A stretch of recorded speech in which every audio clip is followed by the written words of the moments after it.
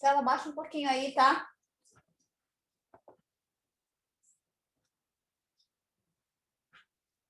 Olá, minha gente. Boa noite. Tudo bem com vocês? Boa noite, professora. Que bom que vocês já estão por aí, né? E agora nós vamos iniciar nossas aulas e espero que vocês terminou já o mês, e aí nós já temos bastante conteúdo para poder estar conversando, né, minha gente, sobre esse assunto tão pertinente com a nossa realidade, né? A questão da administração pública e da gestão pública. Antes de estar conversando com vocês aqui na sala, eu estava escutando o noticiário, e aí eu escutei, assim, a questão de que hoje, em 24 horas, morreram 1.274 pessoas de Covid, em 24 horas no Brasil, né? E eu falei, meu Deus do céu, que coisa mais triste. E aí vocês devem estar perguntando assim, poxa, o que tem a ver com a administração pública, né? Aí tem tudo a ver com essa questão da ineficiência do Estado em estar fazendo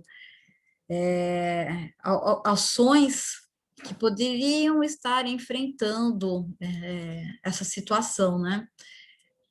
Nós sabemos que é uma situação mundial, né? Só que de que forma o país se preparou para poder estar enfrentando isso, né? E então tem a ver com todo esse contexto que nós estamos conversando, né? A influência da esfera desse grande ator social que é o Estado na nossa vida privada, né?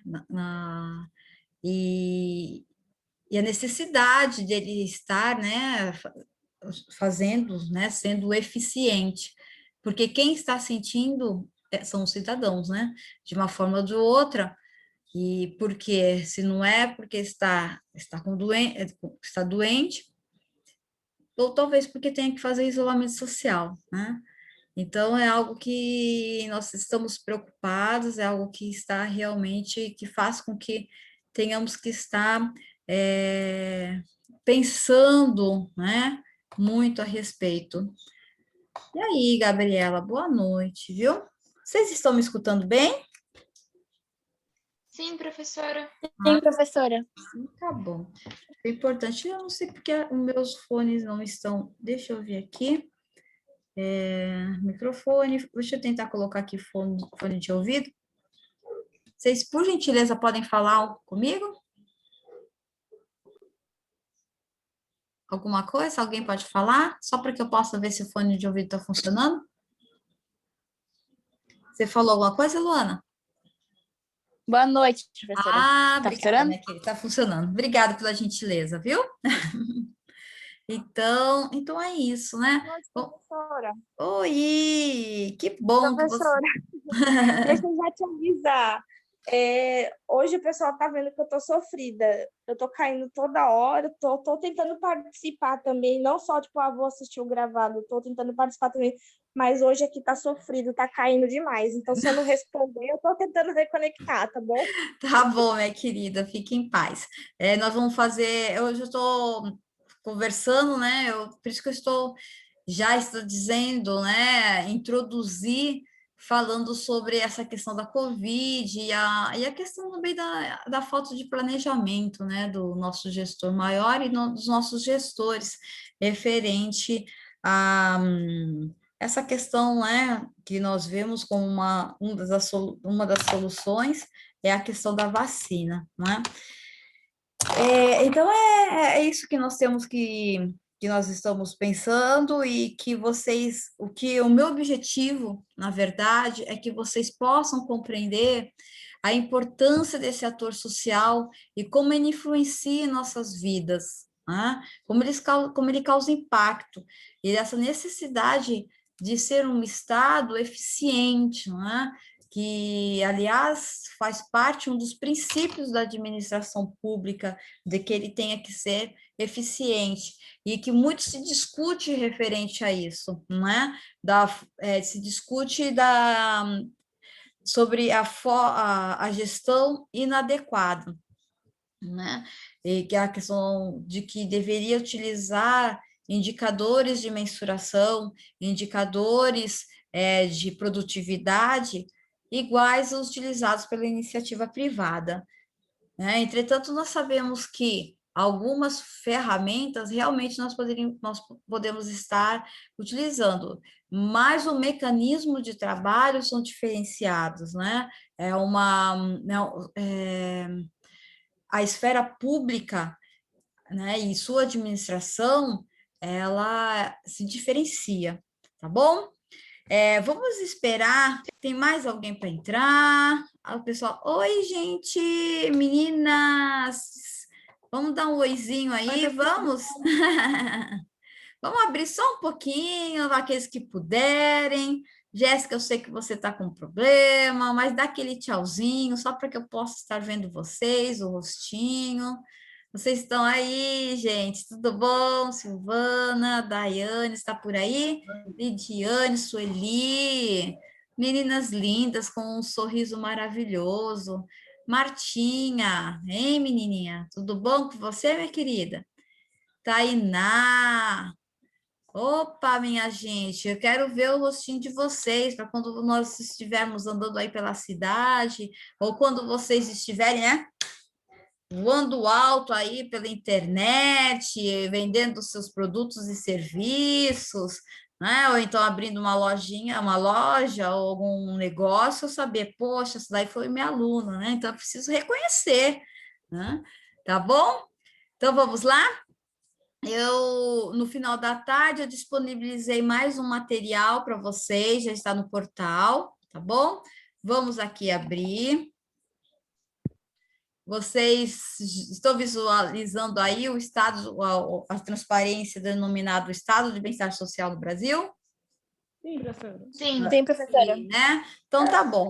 Então, né, assim, é importante, eu quero que vocês compreendam que essa possivelmente será a nossa última aula referente a essa questão desse contexto tão importante histórico, para que você possam saber como que se deu a formação do povo brasileiro, como que se deu a questão da formação econômica, né, e industrial do nosso país. Na aula passada, na primeira aula, eu fiz questão de que vocês pudessem compreender da forma da organização política referente a essa esfera estadual denominada Estado, né? Então, a separação dos poderes, né? O que é território e tudo mais. Foi essa a nossa aula. Na aula passada, eu já trouxe para vocês, né, a questão econômica da formação, né, do povo brasileiro. Então, principalmente das culturas referente à borracha, né, a cana-de-açúcar, e depois a exploração, a questão do ouro, né, e depois a questão do café, e o período de industrialização, né, quando surgiu, e aí surgem o quê? Os questionamentos, né? Foi uma aula muito interessante, eu gostei muito, porque, né, vocês trouxeram conhecimentos referente ao tema que estava sendo abordado, né?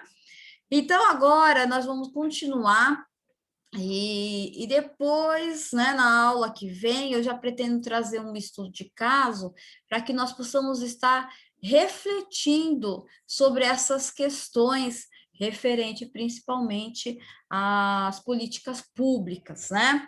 Então, por que que elas devem surgir? Por que que elas têm que acontecer? Para suprir as necessidades da população, né? Antes, como eu estava falando para vocês, né?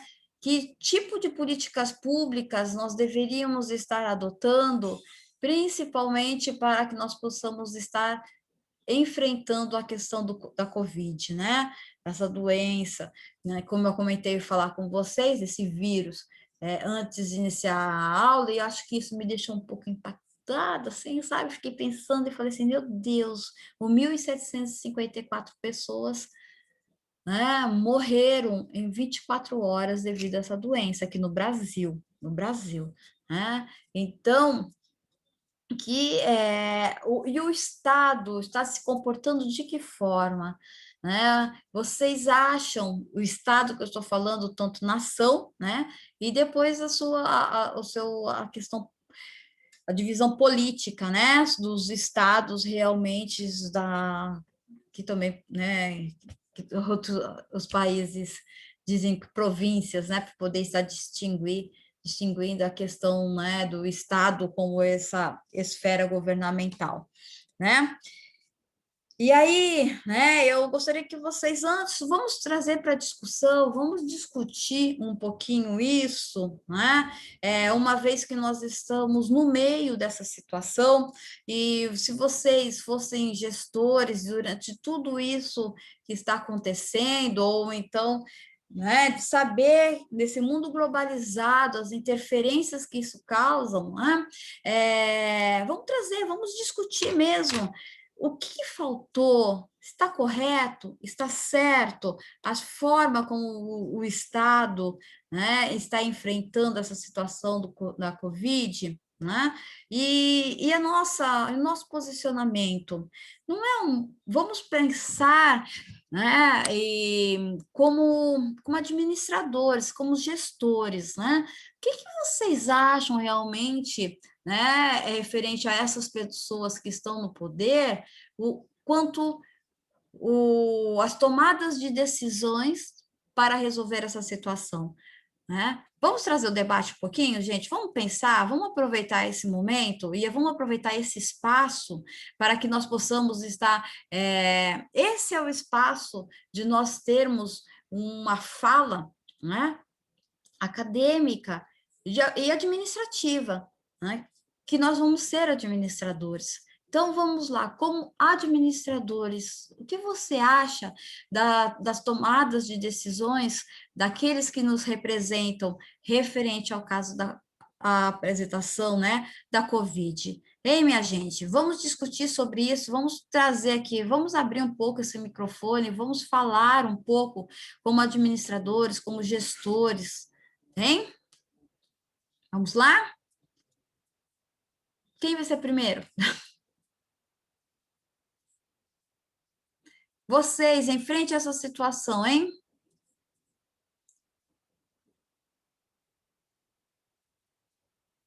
Alguém se habilita?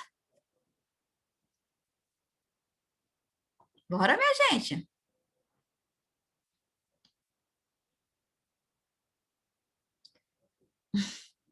Tem alguém por aí, gente? Hein? Tem, mas assim, e a coragem? É tudo tão indeciso que dá até medo de falar alguma coisa. Não, não, mas esse é o espaço aqui, né? Vamos baseados no conceito que vocês já tiveram, né? Vocês já tiveram na semestre passado, né? Vocês já tiveram um ano, então vocês já têm alguns princípios de administração, vocês já têm alguns pensamentos, critérios básicos da administração, né? Da necessidade da tomada de decisão, né? Diante de uma situação, né? Princípios básicos como planejamento, que é a função do administrador, planejamento, organização, execução e controle, né? São as funções administrativas, foram tomadas? Vocês acreditam? Né? Se for tomado, quem realmente tomou ou não? Porque eu não estou querendo que vocês tenham aqui um viés político, de forma alguma, né?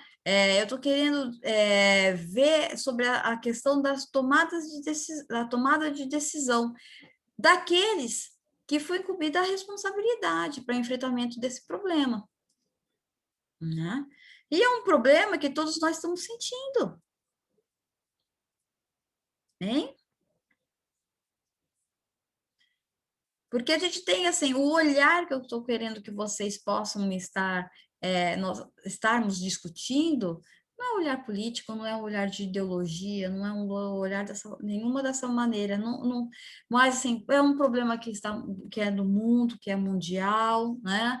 É um problema que não acontece só aqui no Brasil, mas nós somos um país-nação, e a interferência que isso, o impacto que isso pode ocasionar no mundo, né? É um país, acho que ele está entre população, acho que no 15º com o número de população, né? Então isso, né, tem um impacto. E aí, minha gente, vamos lá, hein? Indo. Eu não estou fazendo administração. Eu faço...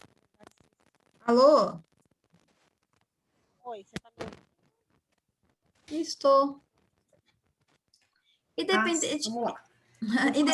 Eu faço ciências contábeis, né? Mas do que a gente tem visto aí, sem, lógico, ideologia política, no começo da pandemia, os governantes aí, o governo, o Estado, foi hipócrita, porque me abre o país sem saber quem, por causa de dinheiro, que foi no carnaval, que eu acredito que lá em fevereiro do ano passado foi o início, já estava acontecendo, mas foi um início de um grande problema.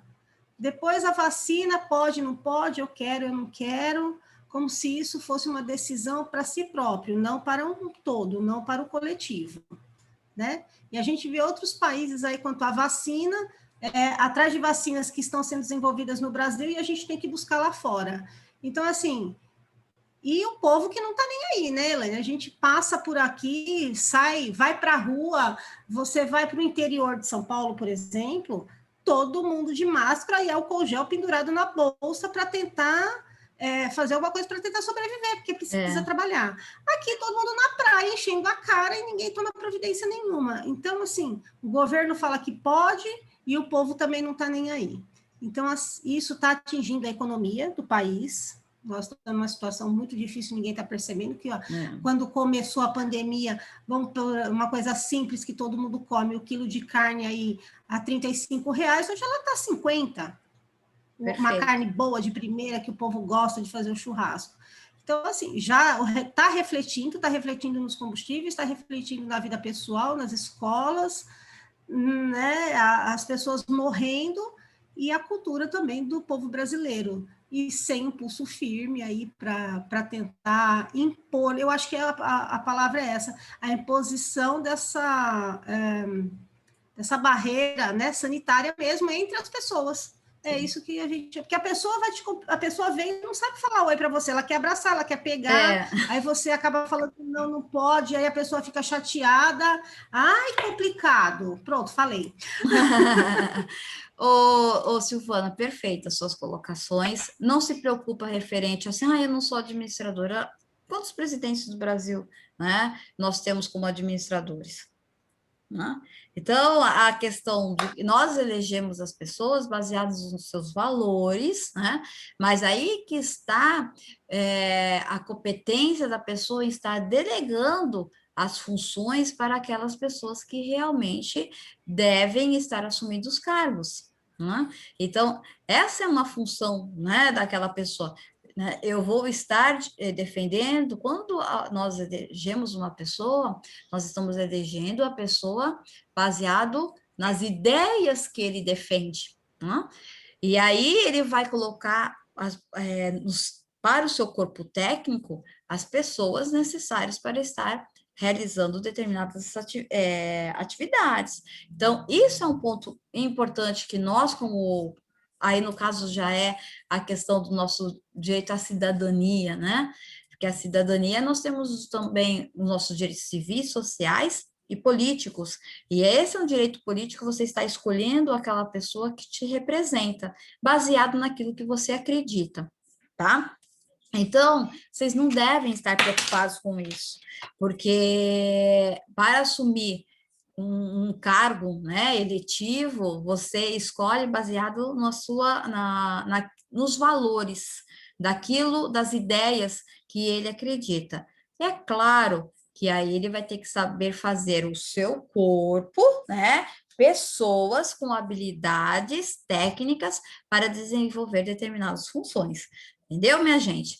Essa é uma forma, é a forma como deveria ser as questões administrativas, né? Mas você falou muito bem, Silvana, né? Referente de tudo da forma como começou e da forma também como nós estamos nos comportando. Só que tudo isso, muitas vezes, é reflexo da própria liderança em que nós estamos, né? Porque nós não acreditamos que esse vírus fosse acontecer e ter esse impacto do que está tendo, né? Nós não esperávamos que nós um dia pudéssemos estar fazendo parte da história de que o mundo ficou parado durante 2 anos em busca por questões sanitárias, como já aconteceu né, com a peste bubônica, com a peste negra, né, e com todas as outras doenças sanitárias. E nós estamos vivendo isso novamente na nossa sociedade, né? Que coisa mais... E ainda pelos mesmos problemas. Quanto ao povo brasileiro, né? Eu não sei o que precisa acontecer mais, porque a cada dia que eu abro o meu Facebook, eu vejo alguém muito próximo de mim que perdeu um parente tão próximo também, né, referente a essa doença. Então, eu falo assim, gente, o que vai acontecer mais, né, para que as pessoas possam ter os devidos cuidados, né, e tudo mais, ok? Mais alguém quer contribuir? Ei, minha gente? Mais alguém? Vamos lá? Ah, minha gente, então tá bom, eu não vou forçar ninguém a estar falando, mas é importante nós estarmos exercitando essa habilidade para que quando nós tenhamos que apresentar ou nos manifestar, nós já possamos estar sendo treinados, tá bom, gente? E então vamos lá. Eu vou continuar, então, eu vou deixar que vocês possam estar depois pensando e refletindo um pouquinho mais sobre essa questão e se coloquem no lugar como se vocês fossem gestores, administradores, né? E estivessem incumbido para poder estar fazendo alguma coisa, né? Eu vejo também e aí eu vejo uma questão de liderança. Espero que vocês não peguem a minha fala com um viés ideológico, mas durante todo esse período que nós estamos vivendo, essa questão da pandemia, quantos ministros da saúde nós já tivemos? Né? E que seria o responsável para que pudesse estar tomando as decisões necessárias para um pensamento e uma forma de conduzir a questão, né, da saúde pública. E aí nós tivemos, né, um primeiro-ministro da Saúde que quis implantar algumas medidas e que não ia de acordo com as ideias do líder máximo, e aí foi, né, tiraram, aí depois teve um outro ministro que também não teve, aí foi tirar até que colocaram um militar, né, que sabe muito de logística, né, não tira os seus méritos das habilidades que ele conhece, mas está fazendo o quê, né, referente a essa questão, né? Que medidas realmente estão sendo tomadas? E aí nós estamos vendo aí os noticiários falando que nós já temos a forma como a mutação desse vírus aqui no Brasil é a segunda mais cruel e potente existente no planeta, né? Ou seja, o Brasil vai sofrer embargos, né? É uma questão de tempo, até porque da forma ou teremos que ter um lockdown, ou assim, deveria se ter tomado algumas atitudes mais, e que eu acho que vai ter que ocorrer, né? Por uma questão de que não temos leitos de hospital, UTIs, em quantidade para suprir as necessidades da população, né? Então, vai ficar morrendo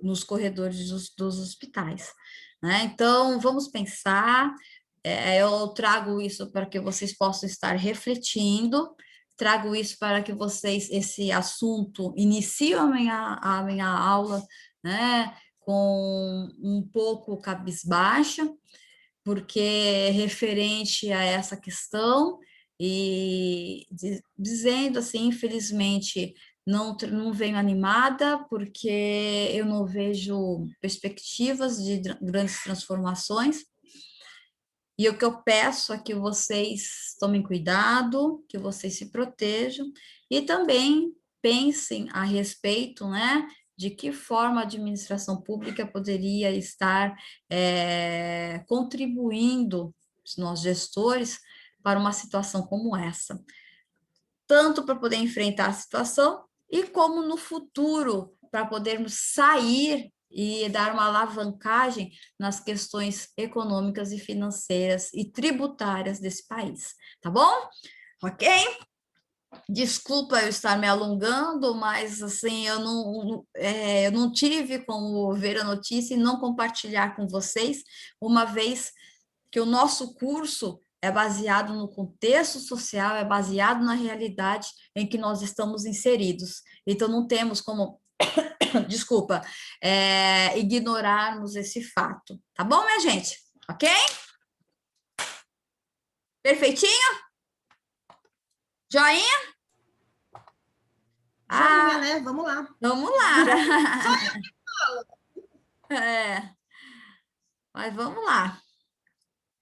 Então, né, esses primeiros slides eu já conversei com vocês, né, aqui apenas nós temos uma ordem cronológica dos fatos, né, do Brasil colônia, do Império, foi o impacto, foi o tema da aula passada, bem como eu comecei a falar que o São Paulo torna-se o centro econômico financeiro do país, essa é uma verdade, né? E por causa da urbanização surgem outras atividades ao setor terciário, como comércio, escolas, hospitais, rede de água e esgoto, iluminação pública, transportes, bancos, além das indústrias, o que é toda a infraestrutura e todas as necessidades, né, do comércio em volta, com o surgimento principalmente das indústrias, né?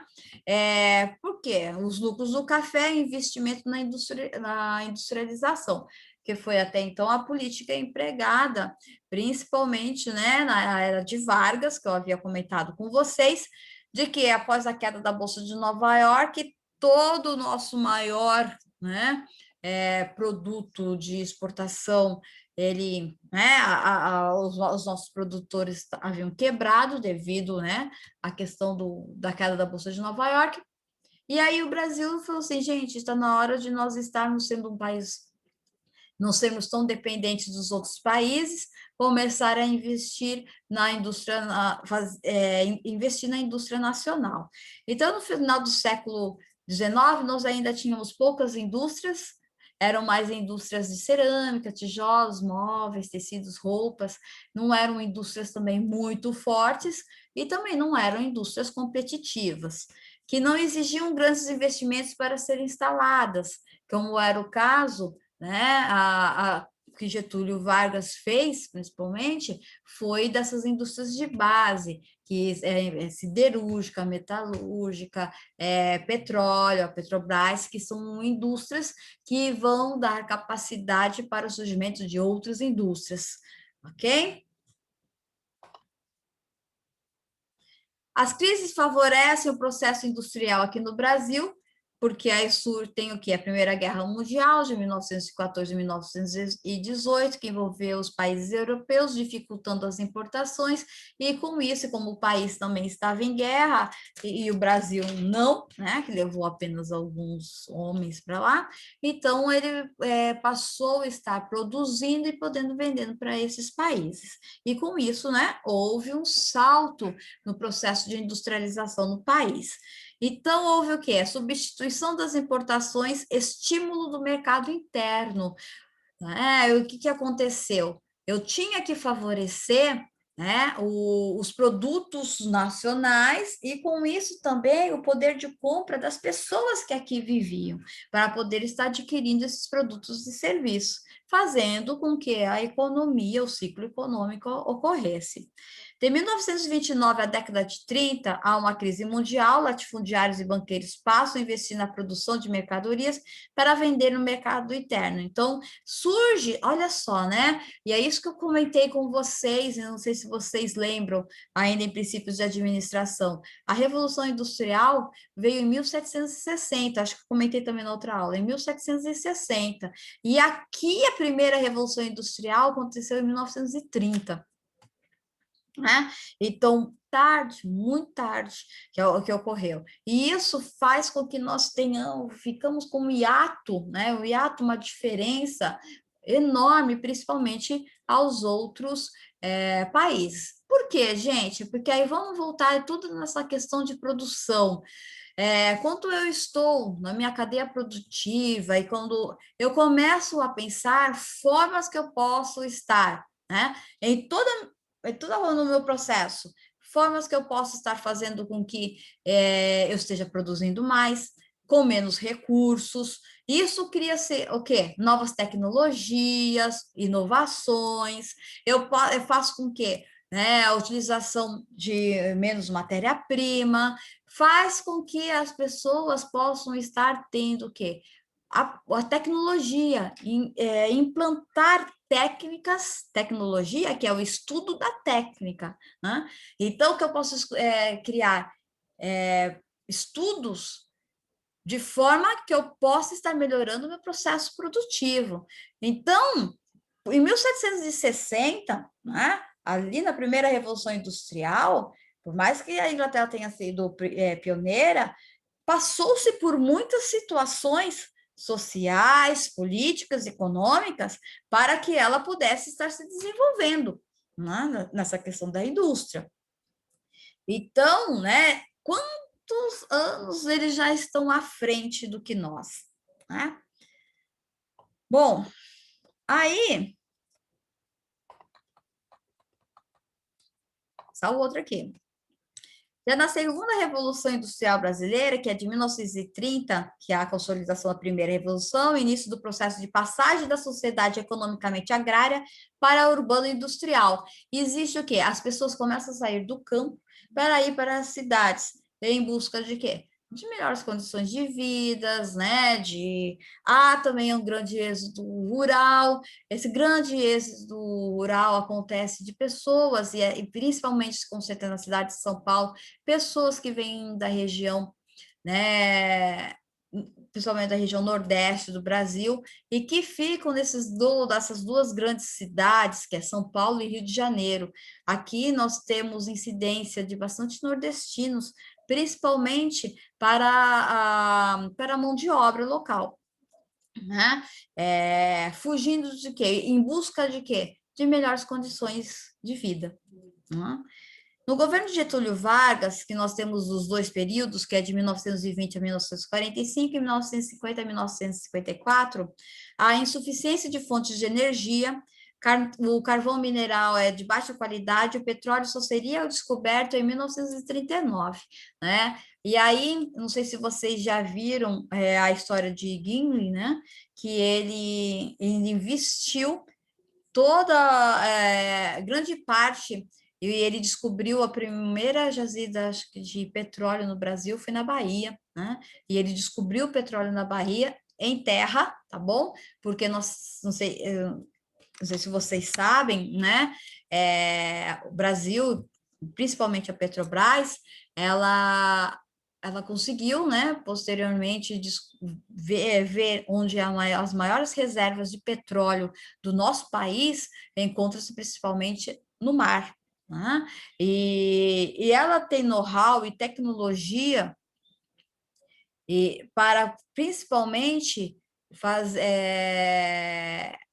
conseguir, né, captar esse petróleo em grandes profundidades, tecnologia brasileira, né?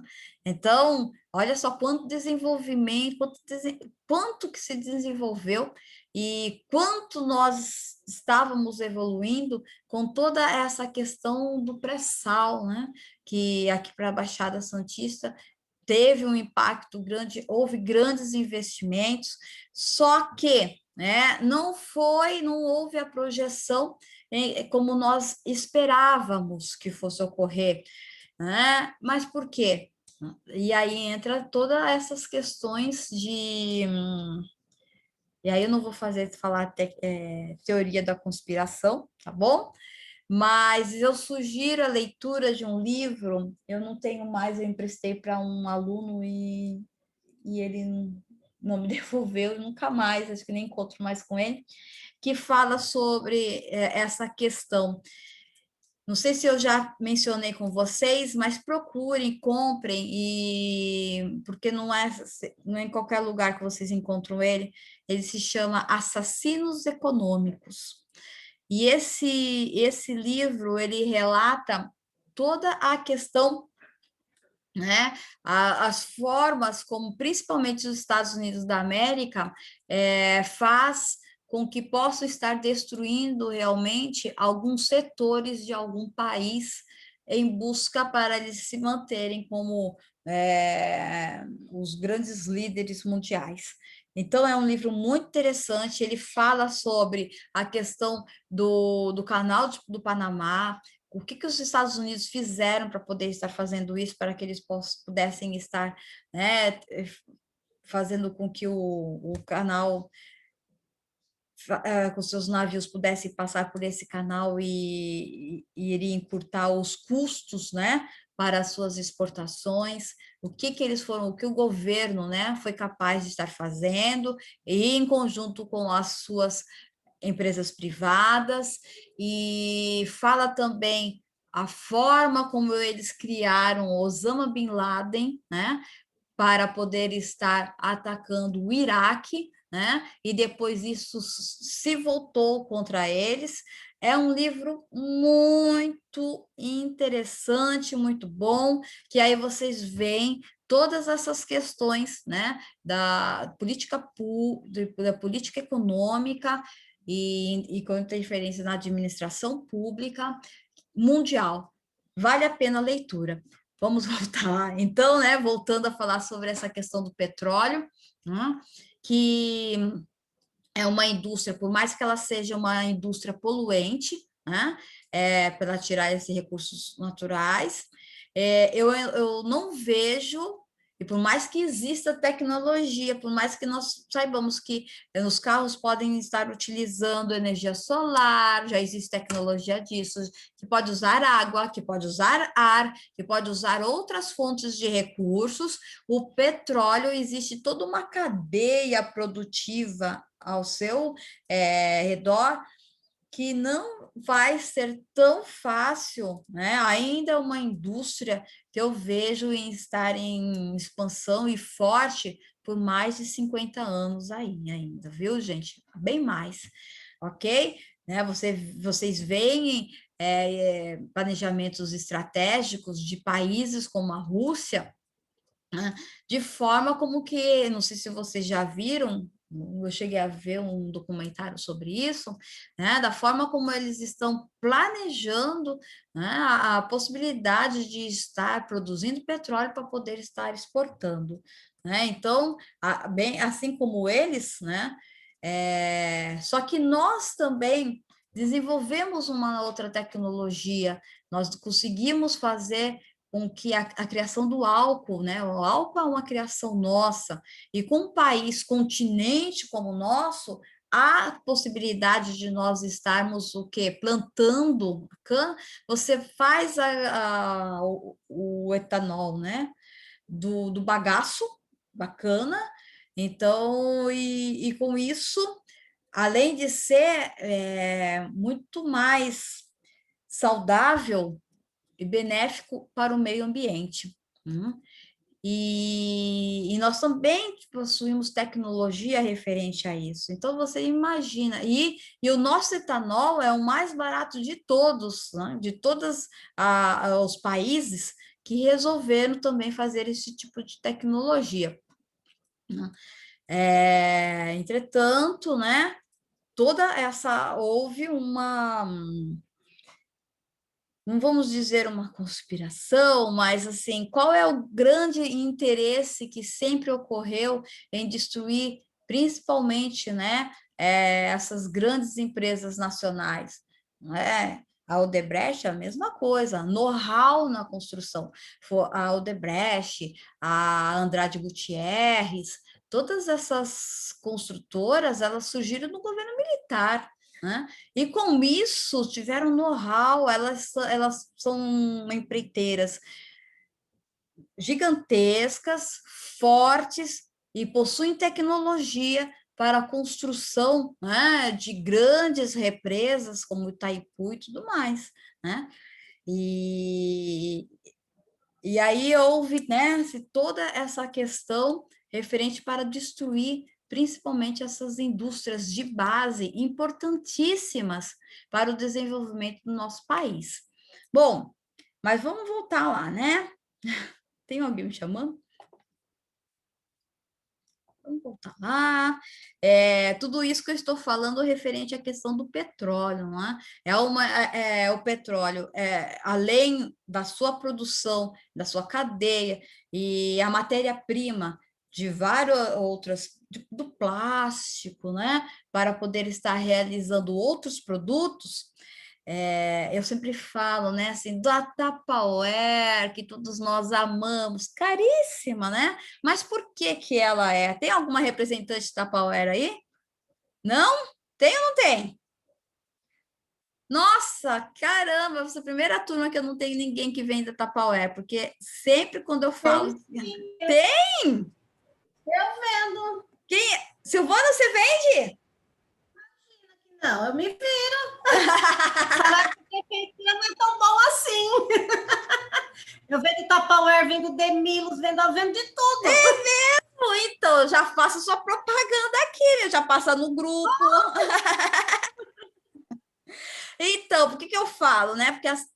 Porque veja só, existem vários outros plásticos, mas nenhum é tão bom quanto o Tupperware, né, Silvana? Tô mentindo? Não, isso eu garanto. Eu também garanto. Por quê? Porque a Tupperware é a parte mais fina do petróleo para que você possa estar realizando plástico, né? Então, ele é o diesel, o óleo selecionado. Olha só, por que que eu sei isso? Porque eu tenho uma tia que vendeu Tupperware, que foi uma das primeiras representantes da Tupperware, entendeu? E você precisava ver a aula que ela dava sobre Tupperware.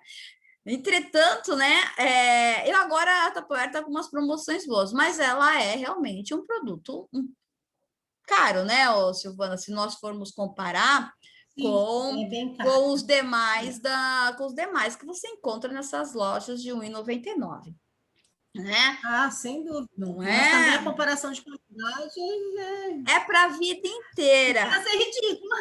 É para a vida inteira. Eu vou dizer, então, por que que eu estou falando isso, Tupperware? Que eu tenho um carinho com a minha... Não, Tupperware é um problema, né? Eu falo assim, vocês pegam outras vasilhas, mas não peguem as minhas Tupperware, né? E eu tenho Tupperware desde quando casei. Por quê? Porque eu fiz enxoval de Tupperware. Entendeu? Então, eu tenho Tupperware aqui que tem 30 anos. Para a vida inteira. Mas assim, também é aquele carinho que eu tenho, né? Mas é para a vida inteira. Eu não sei agora, porque eu não tenho comprado, eu compro uma ou outra peça. Mas então, né, assim, por que que eu estou querendo dizer? Por que que eu cheguei na Tupperware? Por causa que são todos produtos derivados do petróleo, tá? E que é uma indústria muito forte. E aí, né? Fugindo um pouco, comecei a falar essa questão da Tapaué para a gente descontrair um pouquinho, só por causa disso, tá bom, gente? Para não ficar tão maçante a aula, a nossa aula. Mas aí eu sugiro, se vocês pudessem estar vendo, né? Quando o Gimli falou assim, não, eu vou ver, e ele começou a explorar e aí achou petróleo na Bahia. E depois que ele já estava conseguindo, né, cooperação com os outros países para poder explorar o petróleo, Vargas vem e estatiza, né, a Petrobras, cria a Petrobras e tira o direito de Gimli de estar explorando. Por que que ele não vai à frente? Por que que ele não briga e tudo mais? Simplesmente porque ele ainda tem a concessão da utilização do Porto de Santos. E qualquer briga que ele tivesse, é aí que ele iria perder, né? Também a utilização do Porto de Santos, porque, se eu não me engano, né, essa concessão vai de 1888, né? Acho que 1888, antes da Princesa Isabel, né, assinar a Lei Áurea, ela vai até 1981. Então, nós estamos falando da década de 30, e olha que ele esperava também continuar. E com isso, ele pegou e falou assim, não, né, deixa eu tirar o pé, deixa eu negociar com o governo, porque senão eu vou perder muito mais do que eu já investi, né? E aí, Vargas, com toda essa questão, né, assim, só seria descoberta em 1939, e aqui foi Gimli que conseguiu descobrir, e houve a estatização do petróleo, né, dizendo o petróleo é nosso, o petróleo é da nação. Em 1941, início, e ainda, voltando ainda a falar essa questão do petróleo, e ainda a discussão ainda permanece, né? Tanto que permanece que as pessoas, que principalmente os estados, discutem a questão do royalties. Né? Por que havia tanta discussão referente aos royalties do pré-sal? Né? Havia-se muita discussão, porque assim, a quem cabe aos royalties do pré-sal? Aqueles municípios, aqueles estados que fazem realmente, né, fronteira pelas linhas, não sei se vocês sabem, né, mas o petróleo são linhas imaginárias que vai até ao mar, né, e até o espaço permitido, né, como área territorial nacional, e elas são linhas imaginárias, são como se fossem os paralelos, né, existentes, os fusos horários e tudo mais, são linhas paralelas. E eles utilizaram a mesma métrica, o mesmo pensamento referente a isso. E eles criaram, e aí aqueles paralelos, né, onde possa ter alguma encontro com alguma como se chama? Plataforma de petróleo, então recebem-se os royalties. É o que acontece com o município de Bertioga, né? Entendeu? Porque tem uma plataforma que está em pleno alto mar, e aí, né, por esses paralelos, conforme, né, você vê pelo GPS, você vê que se tiver algum impacto, se ocorrer alguma situação nessas plataformas, os municípios de Bertioga terá seu impacto, será impactado. Né? Por isso que royalties significa uma compensação financeira. Caso aconteça algo, o município já recebe isso. E isso, não sei se vocês vão lembrar, mas acredito que Silvana possa estar. Já aconteceu no município de Bertioga, acho que foi umas 2 vezes. Vocês lembram disso? Acho que na década de 80, quando óleo, né? Houve derramamento de óleo, e aí, principalmente, as nossas praias foram impactadas. Né? Eu cheguei aqui em 86. Então, acho que deve ter sido lembro. antes, 1982, 83. Então, eu cheguei a presenciar isso, a ver o impacto que ocorreu, principalmente na pesca, né? Sobre esse derramamento de óleo. Bom, em 1941, início da construção da Companhia Siderúrgica Nacional, localizada em Volta Redonda, a produção de aço, importante, principalmente para quê? Para a nossa construção civil. Né? Nossa construção civil. Lá. Já na segunda Revolução Industrial, em 1942, a criação da Companhia do Vale do Rio Doce para a exploração do quadrilátero ferrífero de Minas Gerais, exploração de minérios de ferro. Então, assim, são empresas de, como eu já falei, pesadas para outras empresas, ok? São empresas que até então, né, permanecem. E se acontece alguma coisa, e elas pagam os royalties para a municipalidade, né? Mas são suficientes, né? O que aconteceu no caso de Mariana e Brumadinho? Foi Mariana? Hein? Vocês lembram disso? Hein, minha gente? Onde rompeu a barreira? Boa. Feijão. Isso daí, minha gente, ó, para quem é da área de contábeis, dá para fazer até um TCC, viu? Até um artigo, né? Para quem ainda não tem tema. O que aconteceu, né? O caso de Brumadinho, quando rompeu a barreira, o que era aquilo? Aquilo era passivo ambiental, né? Aquilo era passivo ambiental, não sabia mais o que fazer com aquilo, é extremamente contagioso, né? Contaminado. E a empresa, né, não sabia, estava deixando ali, só que se rompeu. Quantas pessoas morreram? Quantas pessoas, né, não conseguiram nem ter um enterro decente? Só que, né, a cidade vivia disso. E se hoje você pega e conversa com essas pessoas, eles falam assim: olha, eu sinto muito, mas eu preciso estar continuando vivendo e eu preciso da empresa. Olha só que coisa estranha. Dá para nós estarmos fazendo um artigo muito interessante sobre isso, né? A questão da responsabilidade social da empresa. De qualquer forma, ela já pagava os royalties, mas mesmo assim, né? Há todo um processo de indenização e tudo mais. O governo de Juscelino Kubitschek, de 1956 a 1961, incentivou a internacionalização da economia com a instalação de transnacionais.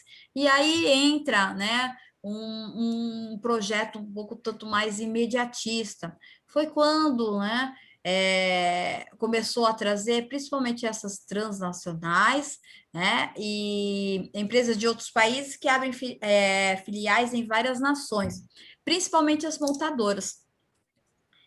E aí talvez tenha sido uma decisão tanto quanto equivocada, né, de nós estarmos construindo grandes estradas e não ter pensado na questão de estar investindo principalmente nas linhas férreas, né? Que nós temos o quê? Além de ser muito mais em conta, e nós temos um país plano, né? Que tínhamos condições, se houvesse mais investimento referente a isso, de estar escoando as nossas mercadorias com preços mais competitivos. Mas aí entra essa questão, mas também nós podemos estar pensando assim, né? O quanto de desenvolvimento e quanto de outras empresas uma indústria automobilística traz para a cidade, né? Exemplo disso, né? Qual é o impacto que está ocorrendo nas cidades onde a Ford decidiu estar tirando, né? Não estar mais produzindo. Né? Sem falar que quando você compra um automóvel, não é simplesmente apenas a venda do automóvel, você tem concessionárias, seguradoras, revendedoras de peças, outras empresas que circulam ao lado dessa grande empresa e que geram produtos e serviços, ok? Então, talvez tenha sido nesse sentido. Olha só o que eu estou querendo dizer para vocês, né? Olha onde está a tomada de decisão, né, estratégica desses líderes, né? Eram atraídos pela mão de obra barata e pela abundância de matérias-primas, concentrava-se principalmente em São Paulo. Tá? Então, quando essas empresas elas vinham para o país, né? Ela vinha principalmente porque tinham recursos naturais, matéria-prima, bem como mão de obra. Por isso, a necessidade, hoje, já se pensa de uma forma diferenciada. A mão de obra, ela necessita estar mais o quê? Qualificada, treinada, capacitada, né? E com isso nós conseguimos como? Por meio da educação. Por isso, essa necessidade de nós estarmos cada dia mais aprimorando nosso conhecimento, para que nós possamos ter condições de estar inseridos no mercado de trabalho. Bom,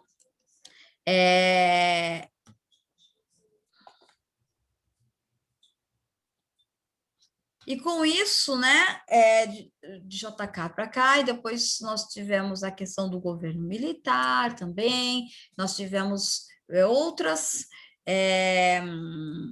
O Brasil, né, vai girando, né, vai se transformando, e com isso o mundo também. Aqui, nós começamos eu já vou estar começando a falar com vocês da década, após o regime militar, que houve também grandes investimentos, principalmente, né, nas construtoras, investimentos em infraestrutura, né, só que nos tirou os direitos civis, sociais e políticos. Né? Nós não pudemos escolher quem nos representava, né? E eles faziam aquilo que eles achavam que deveriam, sem consultar a população, né? E por mais que a democracia seja um sistema de governo que possui os seus erros, né? Ela ainda é a melhor forma, né, existente de poder. Né? Por quê? Porque você pode falar, você pode criticar, você pode colocar nas redes sociais, você pode se manifestar contra ou a favor. Né? Porque você tem a liberdade de expressar aquilo que você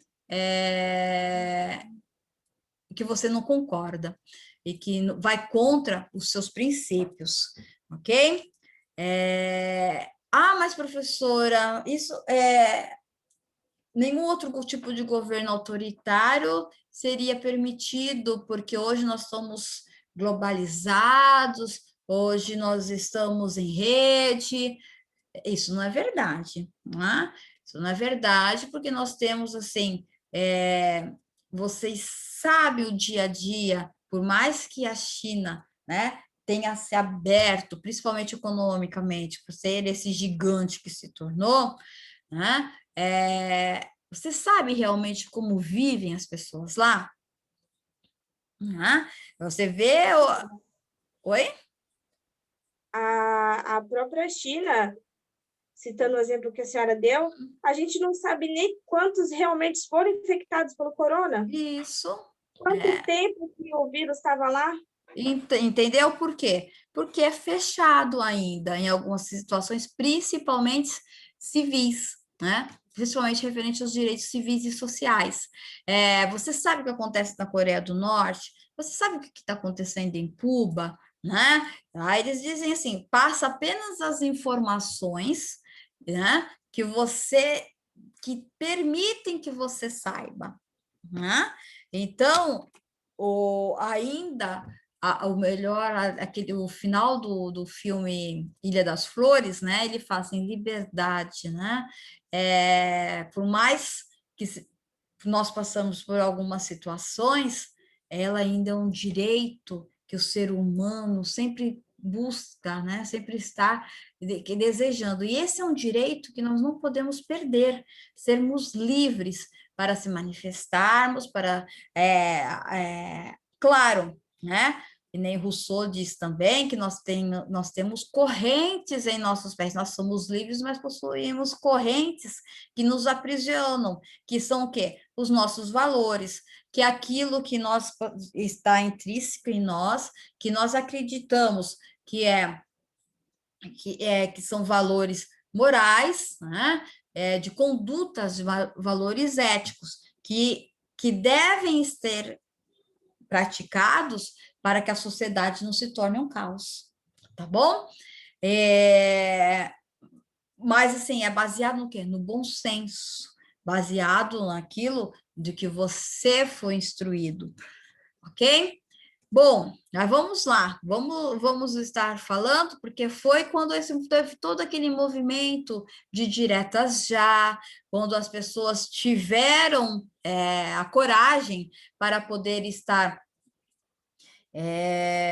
falando contra o governo, passando a se manifestar, e não, assim, foi um momento que nós tivemos, né, os atos inconstitucionais, nós tínhamos a Constituição que não era seguida, pessoas morreram para que nós pudéssemos ter a liberdade de você falar o que você quiser pela rede social. Só que não é bem assim, né, gente? Não é falar o que eu quiser. Eu tenho que falar desde que eu não possa estar promovendo o ódio, que eu não possa estar promovendo o ódio religioso, o ódio racial, o ódio referente a outro ser humano, e que eu possa estar despertando, né, outras pessoas para outros tipos de reações que provoquem impacto na sociedade, né, gente? Então, sobre esse período, e eu não sei se eu já falei com vocês, deixa eu ver se está aqui. Está aqui. É um livrinho muito simples. Eu já mostrei para vocês em outro momento esse livrinho aqui, ó. Ética e Cidadania. Vocês já leram alguma vez? É um livrinho assim fácil, que fala sobre uma entrevista, é muito gostoso de ler. Tem uns artigos muito bons do sociólogo Herbert Souza. Vocês sabem quem foi Betinho? Herbert Souza, sociólogo. Ele fez principalmente a campanha de ação cidadania contra a miséria, foi quando iniciou-se todo um pensamento referente assim, como que pode um país como o nosso, um país continente, e as pessoas estarem passando fome, né? E aí entra tudo, começa, né? Depois nós temos as ideias de alguns livros, as ideias de patrocinanias, né? Que está muito bem elaborada nesse livro aqui do Marco Aurélio Heisenberg, que fala sobre a questão do programa Bolsa Família. Esse livrinho vocês conseguem baixar pela internet, é muito interessante, que fala sobre o programa, não é apenas a distribuição, né, do auxílio na questão monetária, mas traz também a questão das condicionantes para que as pessoas possam estar recebendo o Bolsa Família. Então, são esses dois livros aqui, eu acho que vocês conseguem baixar pela internet. Se eu acredito que eu tenho, eu vou estar mandando para vocês. Quem sabe nós possamos estar conversando depois sobre essas duas políticas públicas, essa política pública, né, do Bolsa Família, tão importante, né, referente à questão social e referente também a... Não dá para nós aceitarmos que um país como o nosso, que tem avanços na produção de alimentos, né, todo ano, e as pessoas passam fome, né? Então, Mas o que acontece, né? Aí a necessidade dessa questão da construção de políticas públicas. Mas aí, né, voltando a falar sobre o regime militar, o movimento das diretas já e tudo mais, esse livrinho fala muito bem sobre isso, ok? Mas aí, então, nós vamos estar falando da Constituição de 1988, olha só que coisa. A Constituição de 1988 é o marco da democracia do Brasil. Não é? É algo que as pessoas desejam, as pessoas querem, porque o que acontece? Por isso que ela é tão extensa. As pessoas falam, nossa, para que você vai fazer uma Constituição tão grande assim? Né? Porque nós temos um capítulo inteiro que fala sobre a questão ambiental. Olha só, em 1988, nós já trazíamos essa questão que era debatida em 1970, né? Por quê? Por meio das organizações não governamentais, das ONGs principalmente, começam o quê? Né? A bater na questão de estar criando legislações que impeçam principalmente o desmatamento dos nossos biomas, e passam a ser protegidos. O que são os biomas? São a Mata Atlântica, a Caatinga, o Cerrado, né? Há necessidade de fazermos todo um inventário da nossa flora, fauna, e como isso é importante para até para a questão da indústria, né? A indústria farmacêutica, quanta matéria-prima tem disponível ali para que nós possamos estar utilizando, né, para a fabricação de remédios e tudo mais, não é isso? Então, traz as questões dos direitos das crianças, né? Dos direitos que a Constituição garante ao cidadão, que são direitos sociais, civis e políticos. Cria-se a questão o espaço dos conselhos, onde as pessoas possam estar se manifestando, né? Conselhos específicos para aquelas que são consideradas, então, minorias. Então, ele é o marco na consolidação democrática, a Constituição de 1988.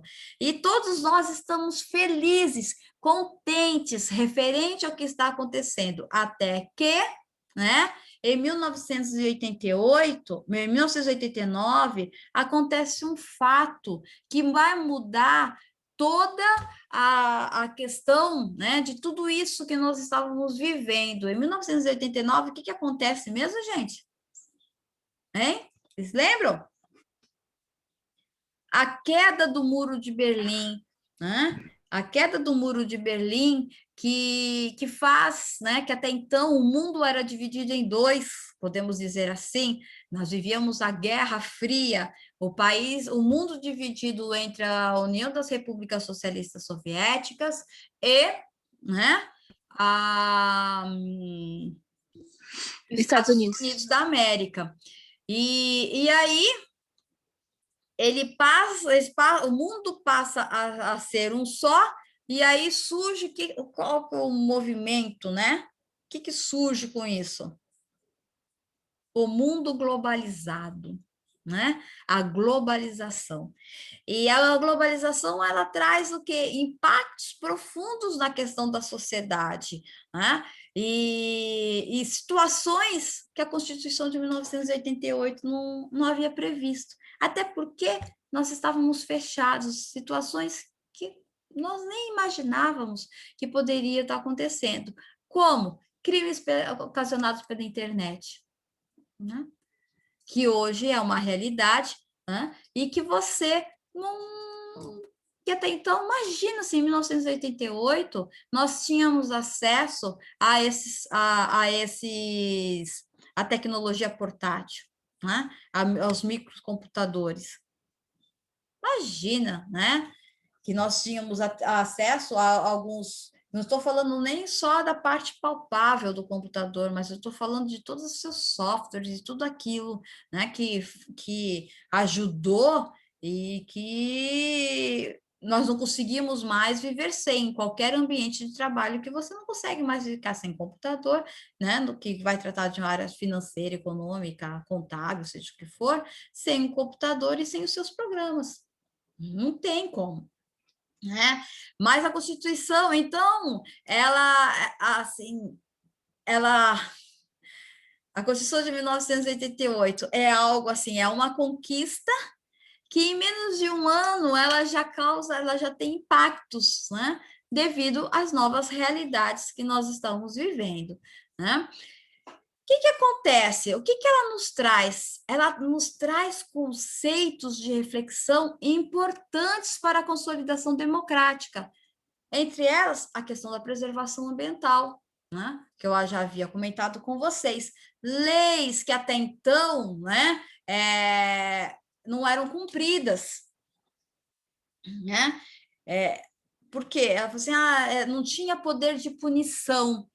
E aí ela passa a ter punição referente àquilo, né, que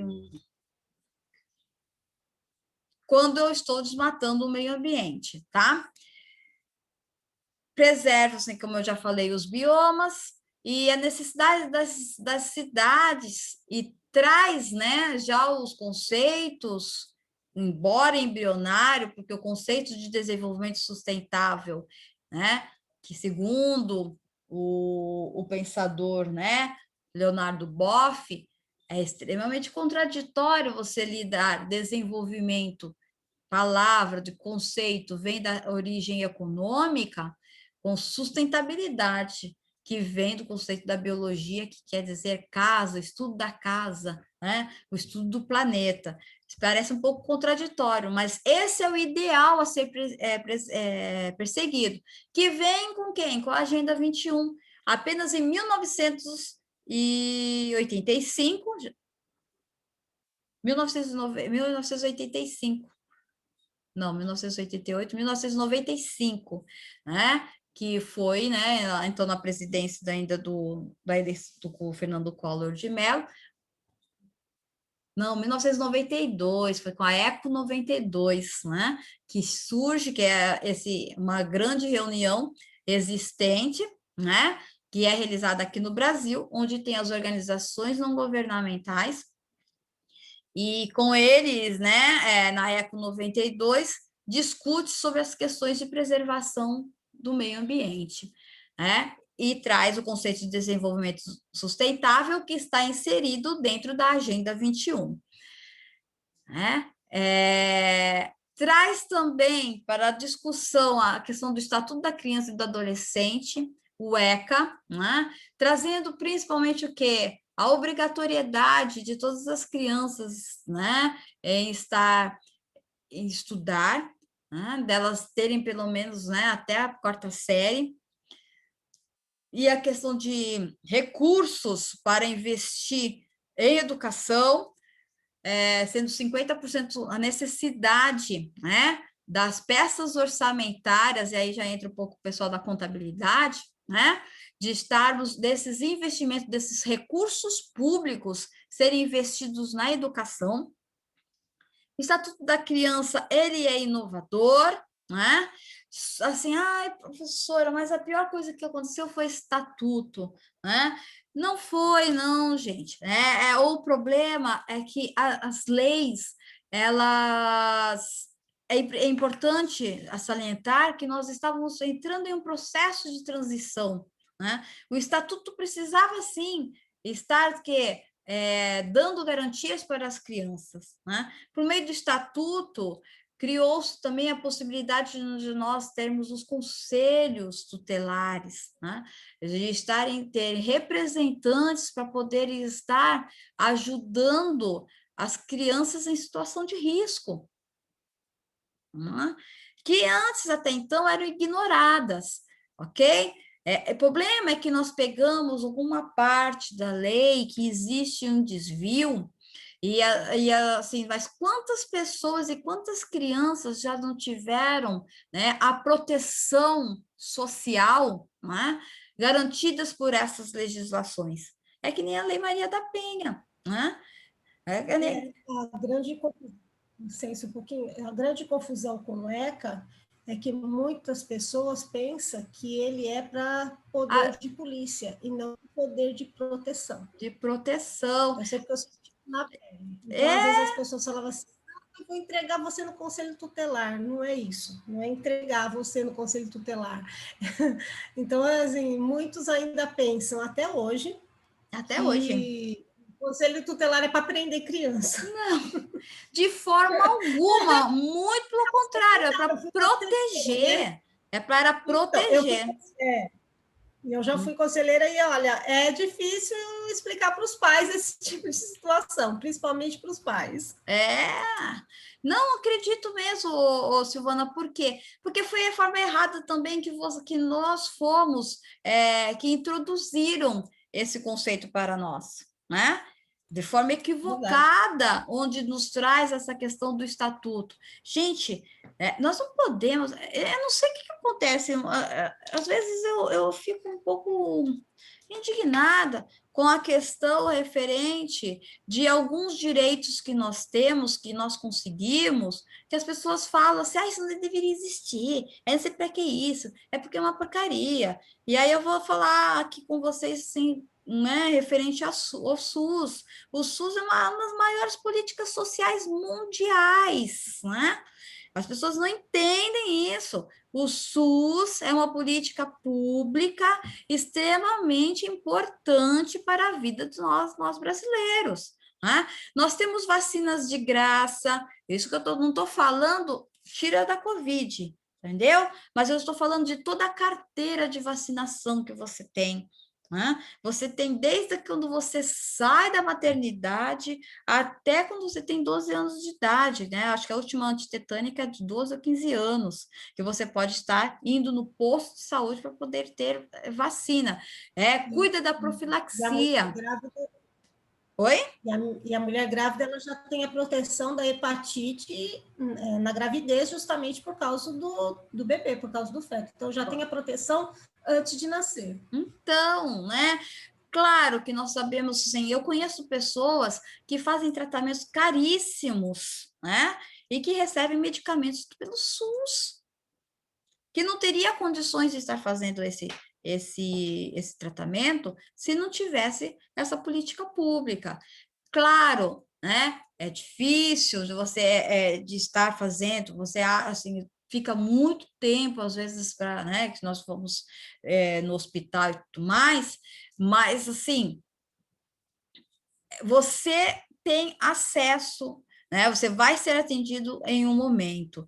Nós temos que cobrar pela qualidade do sistema, pela qualidade dessa política pública. Nós temos que estar cobrando sim, mas de forma nenhuma nós podemos estar degradando essa política pública, assim, não, eu não quero que o Estado mais me dê eu prefiro ficar pagando plano de saúde. Eu pago o plano de saúde, sim, mas na hora do meu desespero e na hora do meu problema é no SUS que eu vou.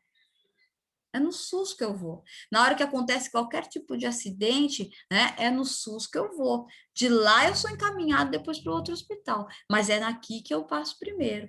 E aí, e se acontecer alguma coisa, né, em seja qualquer classe social de direção, se você está nessa Rio Santos, se você vai em direção à Riviera, você pode estar com o carro mais popular que tiver, ou que você possa estar com a Mercedes, com o carro mais caro que tiver, se você sofrer um acidente, seja qualquer classe social, você vai parar aqui primeiro no SUS. Isso é óbvio.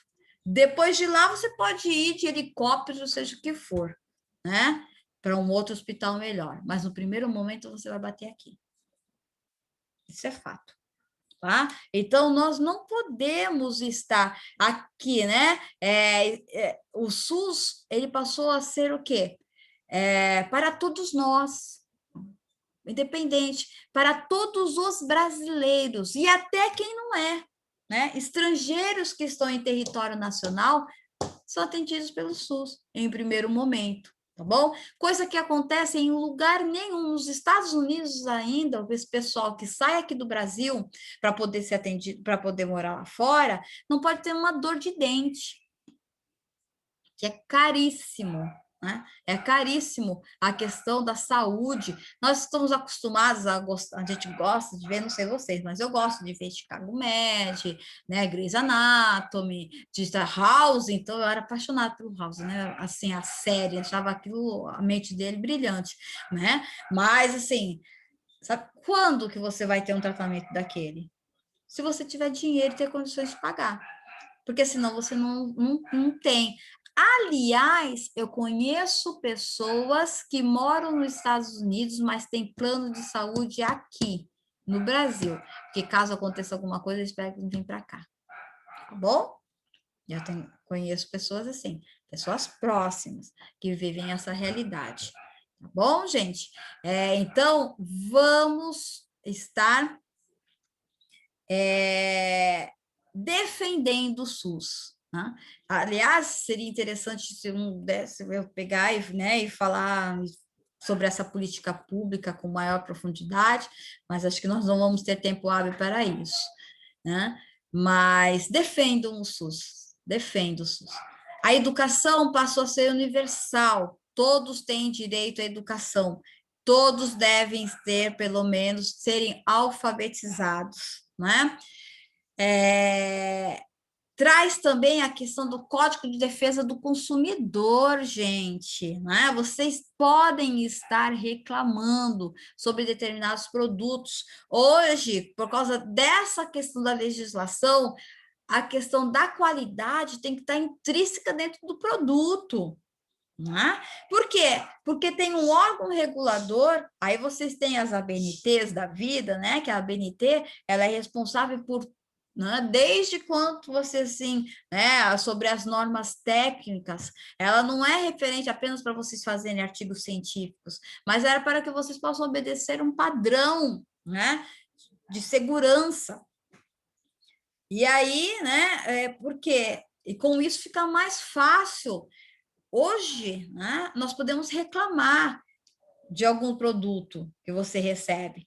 Existe o SAC, o Serviço de Atendimento ao Cliente também, né, que é uma exigência feita aqui pelo Código de Defesa do Consumidor para que você possa ter um canal direto junto à organização, junto à empresa, que em algumas empresas é um difícil, né? Eu não sei se vocês já tentaram ligar na Vivo, porque a Vivo é um estresse, né? Aliás, do Procon, é uma das empresas que mais tem reclamação, né? Não sei se acontece isso com vocês, só acontece comigo. Entra também a questão da Lei Orgânica da Assistência Social, traz a Lei de Diretrizes e Bases da Educação, olha só que coisa, né?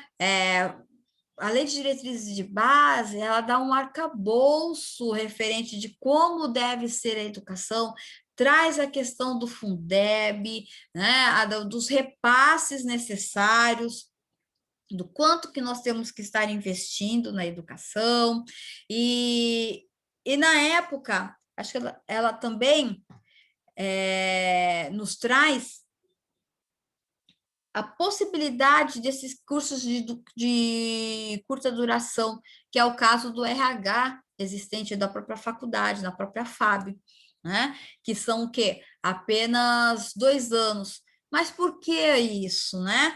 Por uma exigência do Fundo Monetário Internacional, para que o Brasil, na época, ainda era dependente economicamente desses fundos, eles falaram assim, tudo bem, só que vocês vão precisar o quê? Aumentar a questão do acesso universitário. Por quê? Porque eu já falei para vocês em outras aulas referente à questão da educação no Brasil. Nós somos privilegiados, ainda nós não chegamos a 20% de pessoas que têm o curso universitário no país. Né? Então, nós somos privilegiados.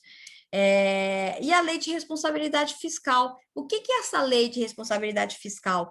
Ela limita o gasto, cria as peças orçamentárias, principalmente o plano plurianual, onde temos que fazer planejamento, gente. Lembra que o que eu falei para vocês, para nós as tomadas de decisões, né? Um plano de governo do que nós iremos fazer durante esses próximos 4 anos.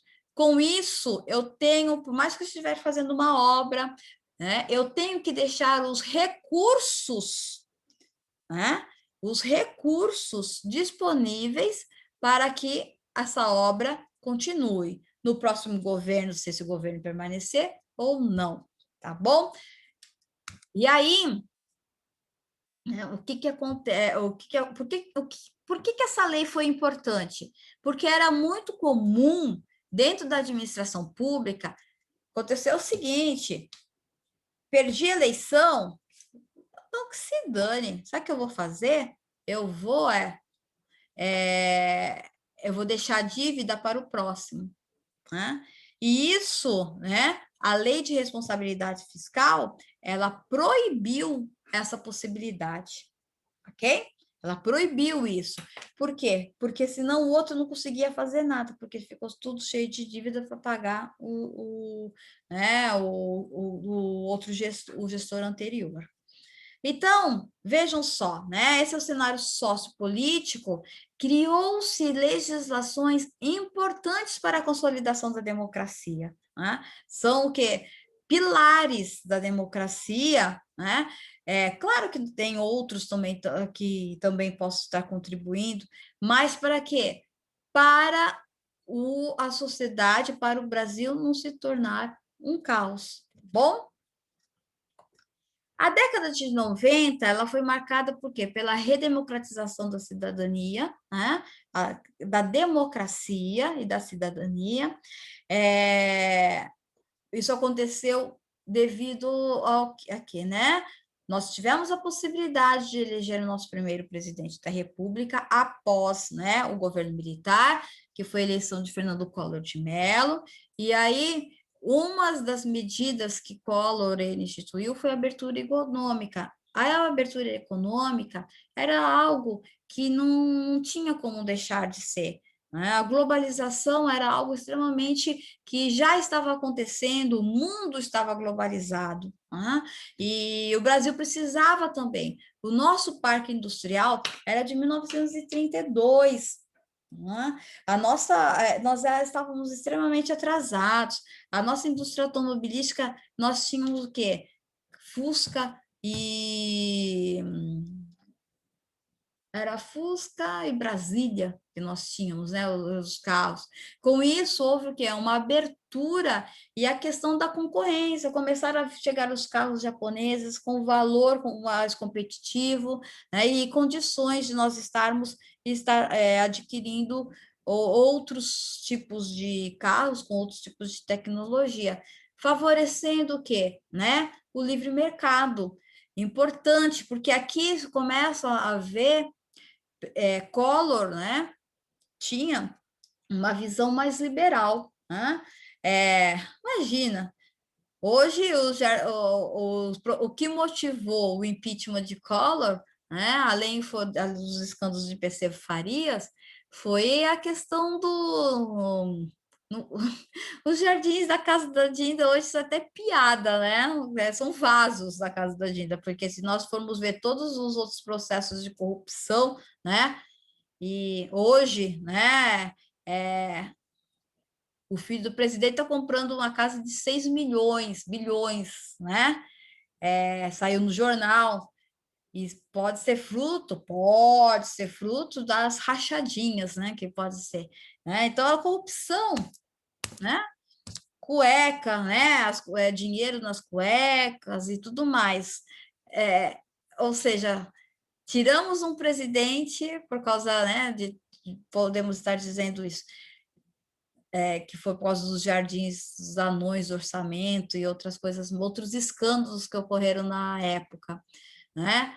Não foi porque confiscou a nossa poupança, que foi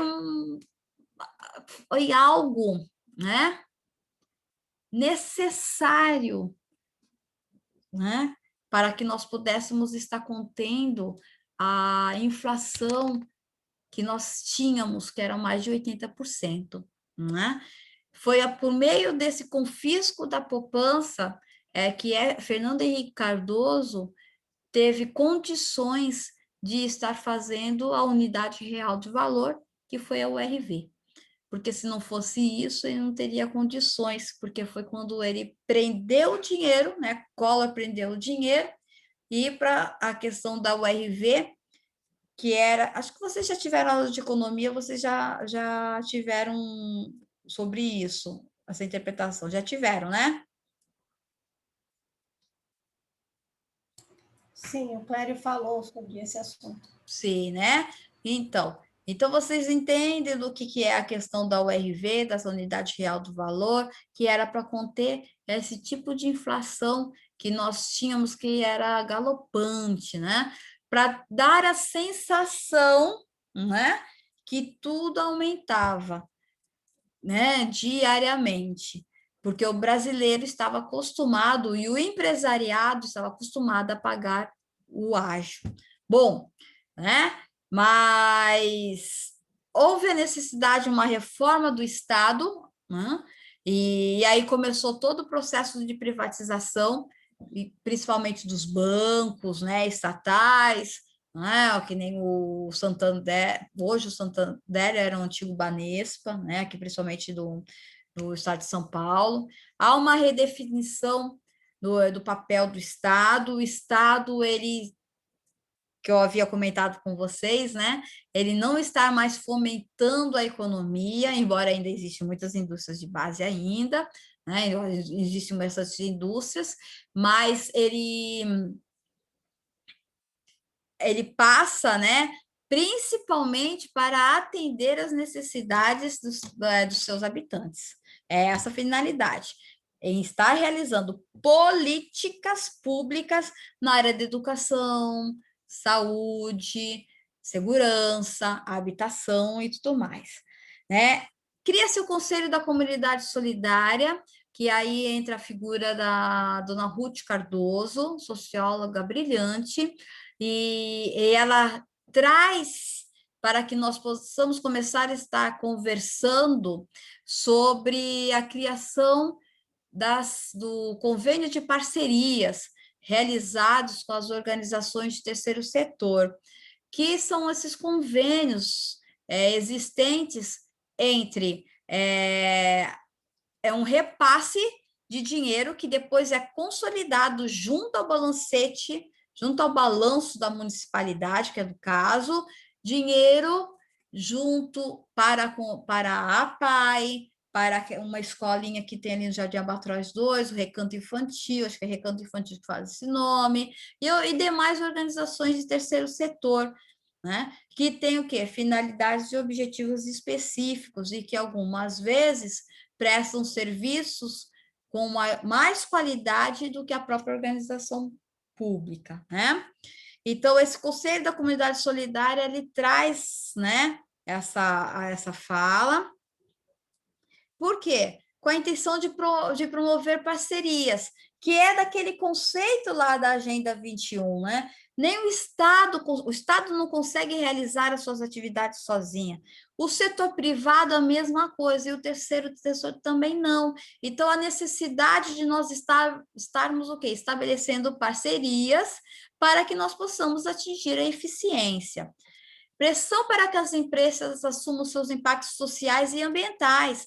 E aí agora pega e fala o seguinte, tá, tudo bem, né? As empresas são instaladas aqui na municipalidade, gera, né, bens e pagam os seus impostos, mas e aí?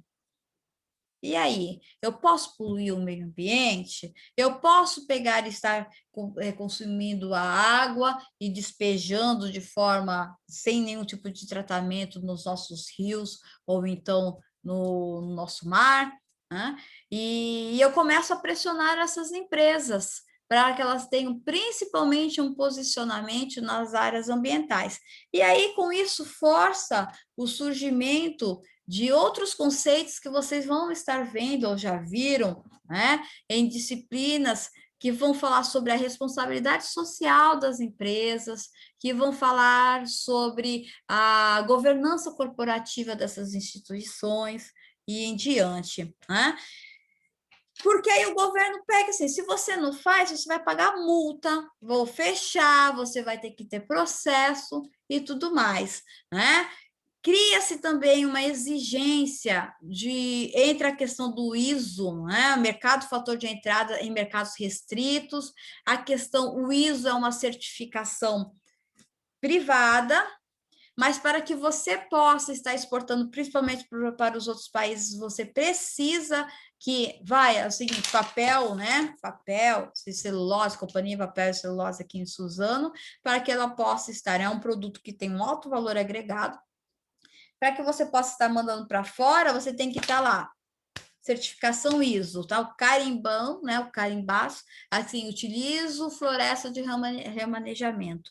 E aí eu consigo exportar, porque se não tiver isso, eu não consigo, né? Então, o mercado também força,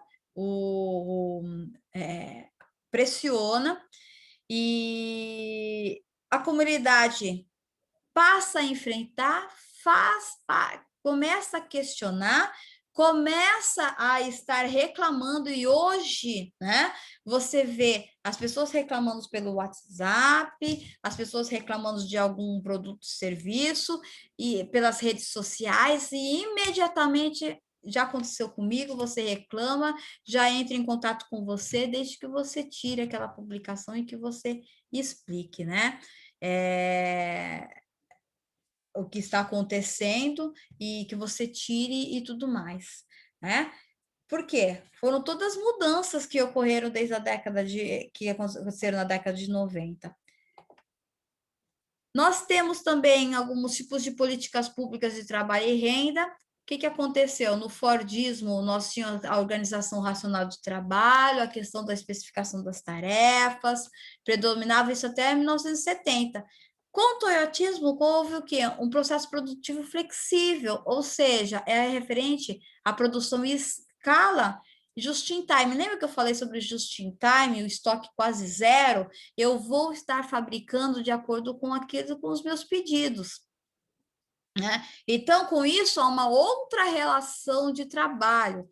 Claro que isso, né, começou lá no Japão e tudo mais, mas que essas ideias começaram a impactar, né? Os sindicatos, que até na década de 30 eles tinham até muita força, incentivado até pelo Estado, a criação desses sindicatos, eles passam a ser o quê? Né?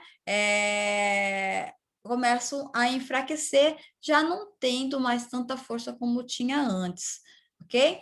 Mas, sim, muitas outras coisas já aconteceram, né? Eu falei aqui, principalmente, o impacto que a globalização trouxe para o Brasil, para as nossas indústrias e para as empresas, né? Depois nós tivemos aí um processo de outros governos, onde nós tivemos mais políticas públicas mais para o enfrentamento da pobreza, né? Mais para o enfrentamento, o programa Bolsa Família, ele tinha a finalidade de estar diminuindo esse gap social. O que é o gap social? Essa distância muito existente entre a classe A e a classe E, né?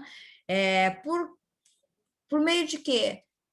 De políticas públicas que geram, muitas vezes, bastante discórdias, né? Bastante, porque nós temos sempre outros lados, mas a democracia, ela serve para isso, né? Ela serve para que as pessoas se manifestem, desde que, né?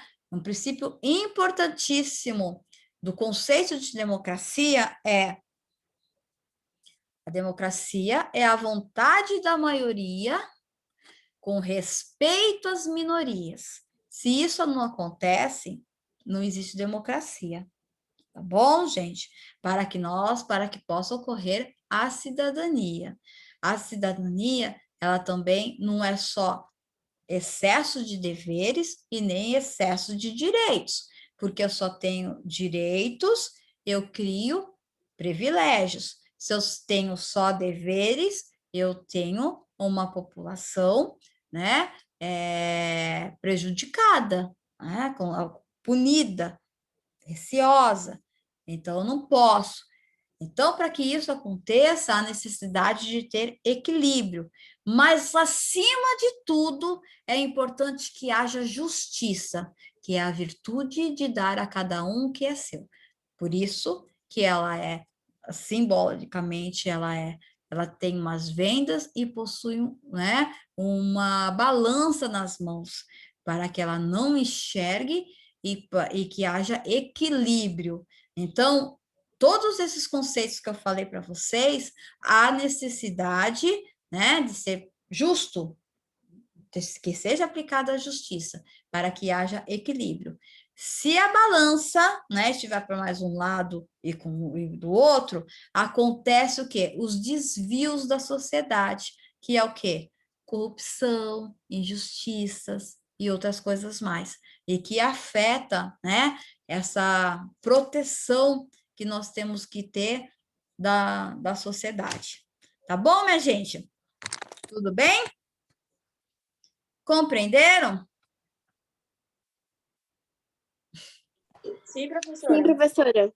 É muito teórico, né, gente? Mas é necessário para que vocês possam. Temos que estar conversando sobre as questões, né? Lembrar vocês desses contextos históricos e de algumas políticas públicas existentes, para que depois nós possamos entrar em alguns outros conceitos um pouco mais práticos, que irá demandar algumas discussões, tá bom, gente? Ok? Está bom, minha gente? Tá bom? Tá. Então é isso, minha gente. Vou ficando por aqui e agradeço desde já a presença de vocês, tá? Beijo e até a próxima quinta-feira. Não, terça-feira. Terça-feira. Terça-feira. Tá bom? Até mais. Semestre passado. É. Tchau, professora. Muito obrigada. Boa noite, professora. Boa noite. Obrigada. Nada. Tchau, tchau.